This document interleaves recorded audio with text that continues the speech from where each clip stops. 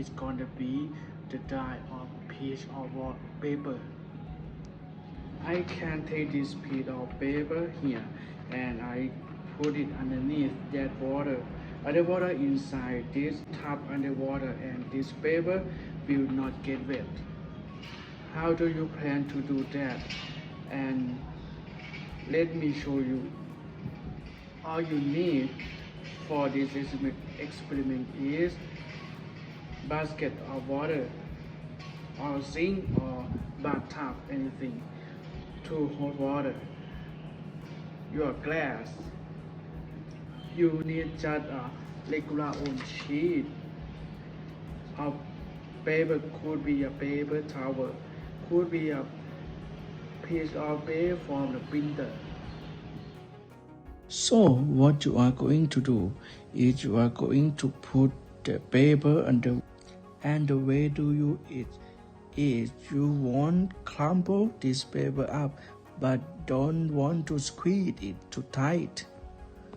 You just want to crumple it just enough to fit inside this cup.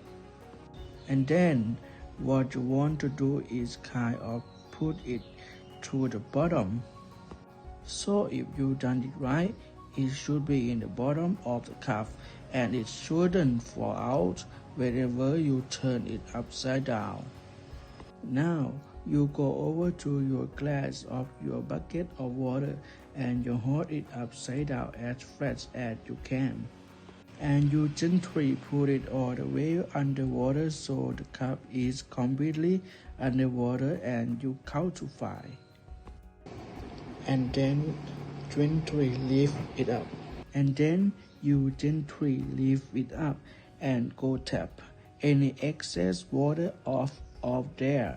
And then you gently reach in and pull your paper out, which is completely and totally dry. It is not wet at all. The way this works is really interesting. So what you have when you put any kind of cup upside down underwater, it kind of look like it's filling up with water, but it's really not filling up with water. It is full of air. So there is air inside this cup, and whenever you on top of the water, there air pressure inside of this cup here. Because there air in there, that just means the air is pushing against. The wall are pushing again. If from the inside pushing out, anytime you have air in there, you have air pressure so that.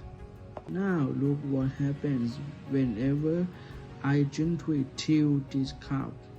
When I tilt it, some of the air can actually come out and bubble up the side. And then some of the water can rush in, so I have the water going into the cup.